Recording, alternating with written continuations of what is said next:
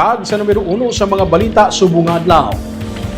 DILG nagpaatag nga wala sang na-report sa ila nga himata sang kunanuman nga opisyal sa barangay sa Bacolod City nga napilian man bilang presidential scholar.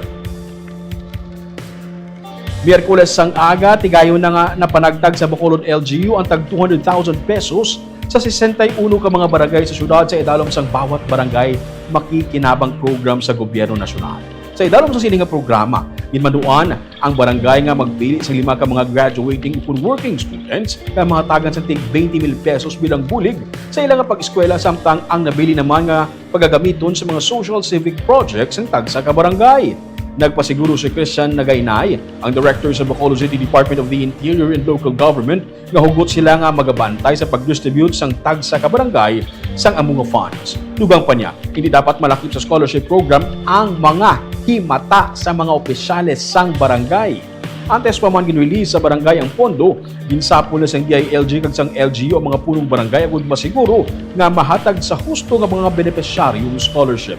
Wala pa man suno sa iya sa may na-report nga may mga himata sang opisyales nga nadala sa scholarship.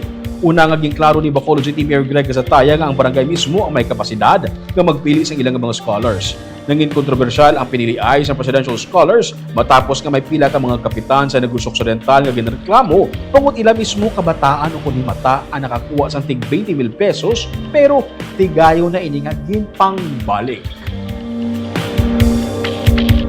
Kinahanglan din aton makamaayuhon ang pag-implementar kami sa DILG Bacolod, no, kalakip sa amon obligasyon na hanungod sa DILG Memorandum Circular sa pagmonitor sa implementation sini amon gid pagasubaybayan man, no, ang distribution sini tungod nalakip sa guidelines nga dapat during the distribution iga-post gid sa aton nga mga barangay, no, tungod requirement ina or part ina sang aton transparency sa pag-report sa sini nga mga proyekto kag kalakip ina sa igasumiter naton sa Office of the President.